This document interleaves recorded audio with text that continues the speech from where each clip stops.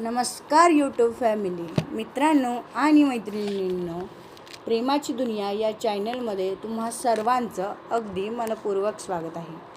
इथे प्रत्येक कथा तुमच्या मनाला स्पर्श करेल आणि विचार करायला लावेल. कधीकधी तुमच्या चेहऱ्यावर हसू देखील आणेल. ही कथा तुमच्या हृदयाला भिडेल आणि काहीतरी नवीन शिकवून जाईल. चला तर मग वेळ न दवडता सुरुवात करूया आजच्या या सुंदर भागाला.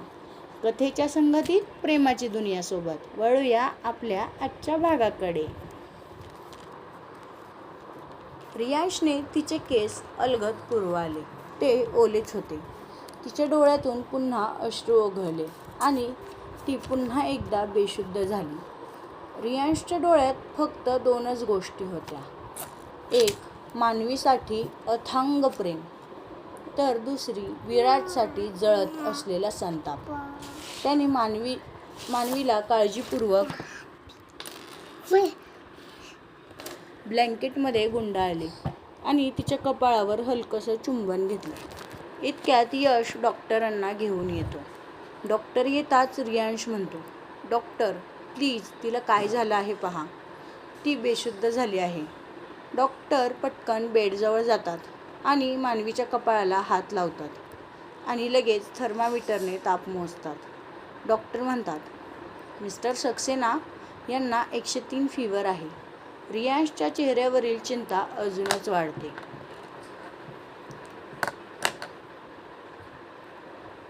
तो म्हणतो, डॉक्टर ती ठीक होईल ना? त्याचा आवाज तुटला होता. डॉक्टर म्हणाले, हो, त्यांना खूप मोठा मानसिक धक्का बसलाय आणि त्यात त्या सतत रडत असल्यामुळे त्यांचा ताप खूपच वाढलाय. मी इंजेक्शन देतो, पण त्यांना पूर्ण विश्रांती आणि काळजीची गरज आहे. डॉक्टर इंजेक्शन तयार करतात. रियांश तिच्या जवळच बसला होता. इंजेक्शन लागताच मानवी हलकेच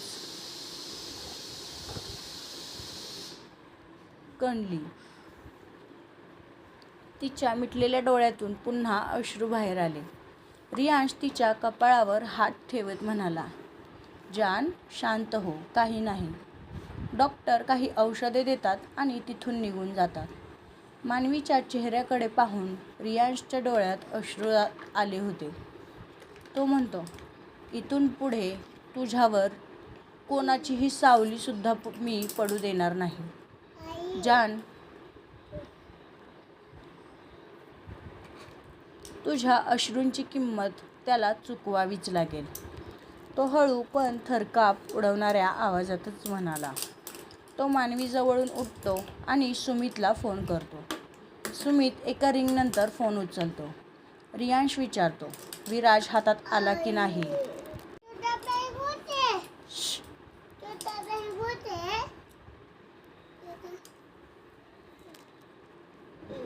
त्यावर सुमित होकार देतो. तो म्हणतो, पण सर त्याचे बॉडीगार्ड. त्यावर रियांश म्हणतो, त्यांचं काय करायचं ते तू बघ, मला फक्त विराज हवा आहे. मी काही वेळातच तिथे पोहोचतो.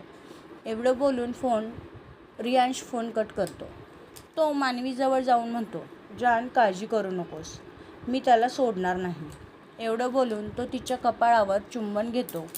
तो खाली हॉलमध्ये येऊन कमलाजींना 2 मेडना मानवी शेजारी बसवण्यास सांगतो आणि जोपर्यंत मी परत येत नाही तोपर्यंत तिची काळजी घ्या. एवढं बोलून तो आपल्या कारमध्ये बसतो आणि गाडी स्टार्ट करून वाऱ्याच्या वेगाने कार ड्राईव्ह करू लागतो. त्याची कार त्या अंधाऱ्या रस्त्यावर अगदी सुसाट सुटली होती. रात्रीचे साधारण 1 वाजला होता. शहराबाहेरच्या एका अंधाऱ्या ओस पडलेल्या गोदामात विराजला खुर्चीला बांधून ठेवलं होतं. त्याच्या चेहऱ्यावर मारहाणीच्या खुणा होत्या, पण त्याचा माज मात्र तसाच अजून जिवंत. आजूबाजूला रियांशची माणसं आणि सुमित बंदूक घेऊन उभी होती. हवेत इतका तणाव असतो की श्वास घ्यायलाही भीती वाटावी.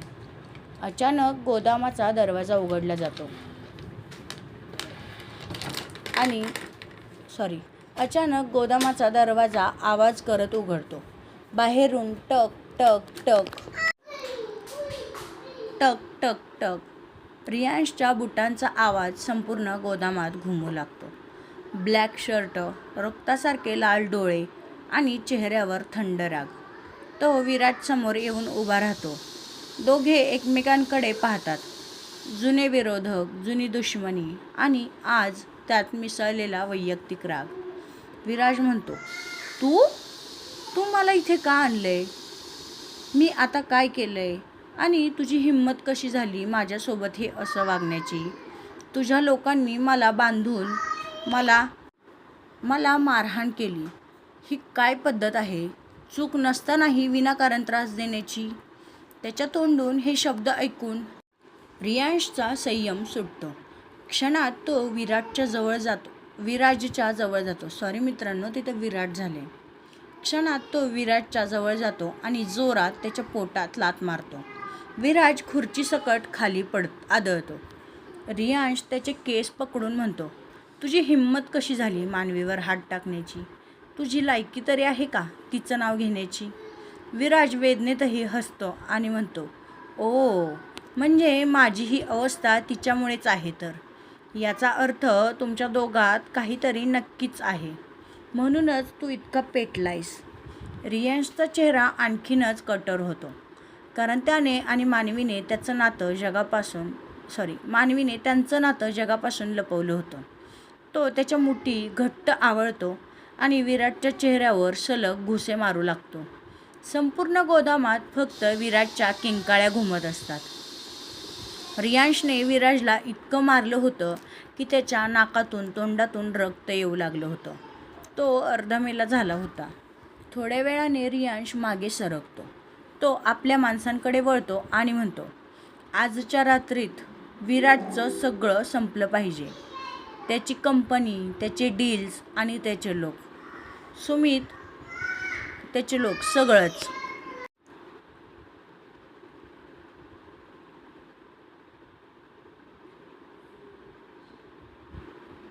सुमित मान हलवतो. रियांश थंड पण धोकादायक आवाजात म्हणतो, उद्या सूर्योदयापर्यंत या शहरात विराज देशमुख नावाचा कोणताही व्यावसायिक जिवंत नसावा आणि त्याचं अस्तित्वसुद्धा. विराजच्या चेहऱ्यावरचा घमंड आता गायब झाला होता. रियांश त्याच्या जवळ जाऊन खाली बसतो आणि म्हणतो, आपण नेहमीच विरोधक होतो, पण तू आज चुकीच्या व्यक्तीला हात लावण्याचा प्रयत्न केला आहेस.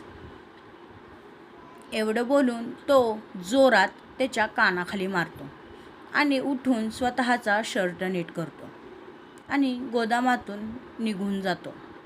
दरवाजा बंद होताच गोदाम पुन्हा शांत होतं, पण त्या शांततेत विराजच्या संपलेल्या साम्राज्याचा आवाज स्पष्टच ऐकू येत होता. रियांश त्या गोदामातून निघून थेट कारमध्ये बसतो आणि कार सुसाट वेगाने विलाच्या दिशेने घेतो. त्याच्या मनात फक्त मानवीची काळजी होती. तिला या सर्वातून कसं बाहेर काढायचं याचाच विचार तो करत होता. तो गाडी चालवत होता. काही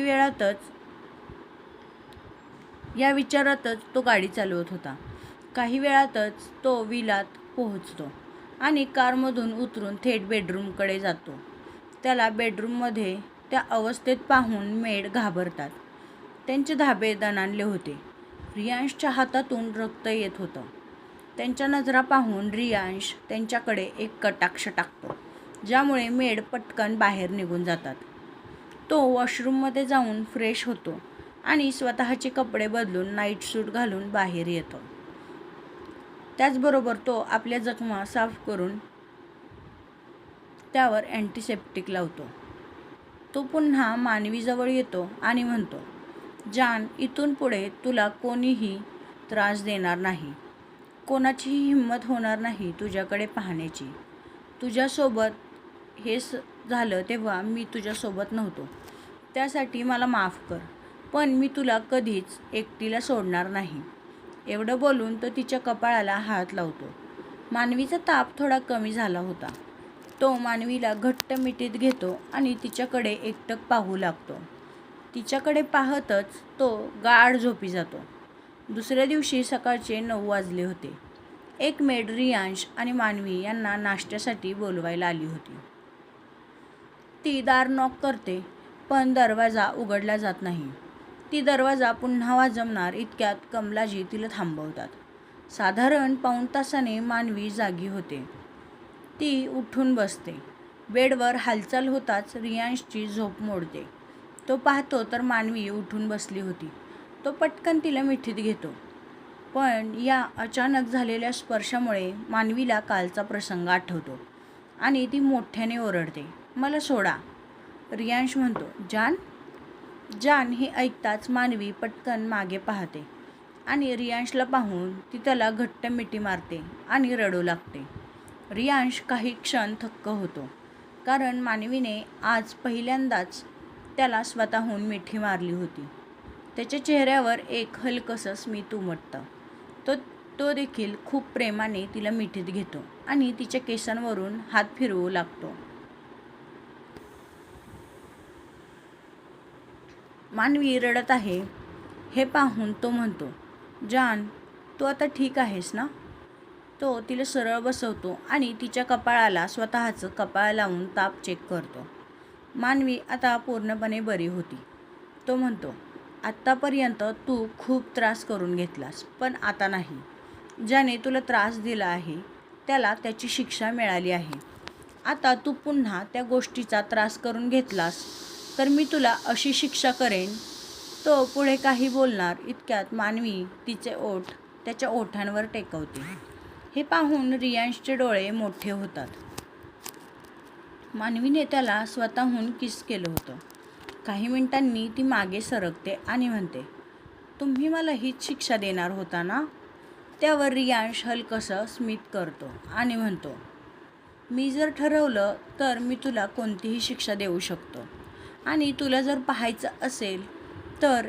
एवढं बोलून तो तिच्याजवळ येऊ लागतो, पण मानवी त्याला थांबवते आणि मागे सारते. ती उठून वॉशरूमकडे जाऊ लागते. इतक्यात रियांश तिला पाठीमागून खांद्यापाशी पकडतो.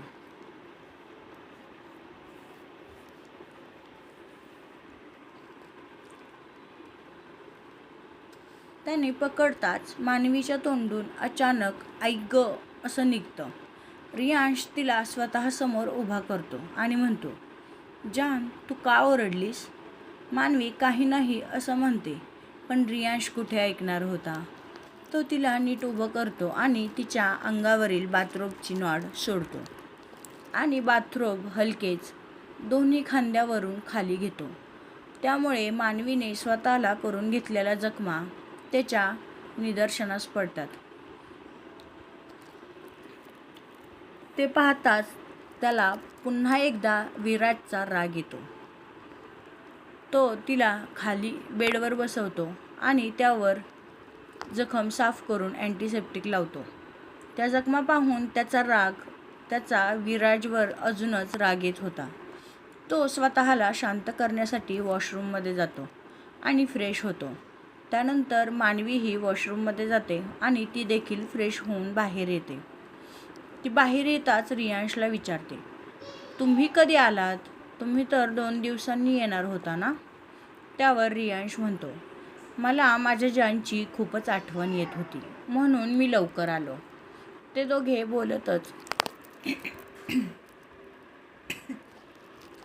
दोघे बोलतच डायनिंग एरियात येतात आणि छान गप्पा मारत नाश्ता करतात. मानवी रियांशच्या संगतीत कालचा प्रसंग पूर्णपणे विसरली होती. अचानक रियांशचा फोन वाजतो आणि तो बाजूला जाऊन बोलतो. त्यानंतर तो परत डायनिंग टेबलवरती येऊन मानवीला म्हणतो, जान, तुझ्यासाठी एक सरप्राईज आहे. मानवी थोडी विचारात पडते. रियांश तिला विचारातून बाहेर काढत म्हणतो, जास्त विचार करू नकोस, लवकरच समजेल काय आहे ते. तू पटकन रूममध्ये जा, तिथे तुझ्यासाठी छान असं काहीतरी ठेवलं आहे. ते घालून तू तुझं आवरून पटकन खालती ये. मानवीचा नाश्ता झाला होता. ती रूममध्ये जाते तर बेडवरती एक सुंदर साडी ठेवली होती. ती साडी पाहून मानवीच्या चेहऱ्यावर हलकंसं हसू उमटतं. इकडे रियांश दुसऱ्या रूममध्ये जाऊन स्वतःचं आवरतो आणि पटकन गार्डनमध्ये जाऊन मानवीची वाट पाहू लागतो. मानवी ती साडी घालून तयार होते आणि त्यावर हलकासा मेकअप देखील करते. तिचं आवरून झाल्यावर ती बाहेर यायला निघते. तर मित्रांनो, आपला आजचा भाग इथेच संपत आहे. हा भाग तुम्हाला कसा वाटला हे मला कमेंट करून सांगायला विसरू नका. आणि हो, प्लीज प्लीज आपल्या चॅनेलला लाईक, शेअर आणि जास्तीत जास्त सबस्क्राईब करा. तुम्हा सर्वांच्या सपोर्टची मला खूप गरज आहे. प्लीज भेटूया पुढच्या भागात. आपले पुढचे भाग खूपच रोमॅन्टिक असणार आहेत. भेटूया पुढच्या भागात. Bye bye.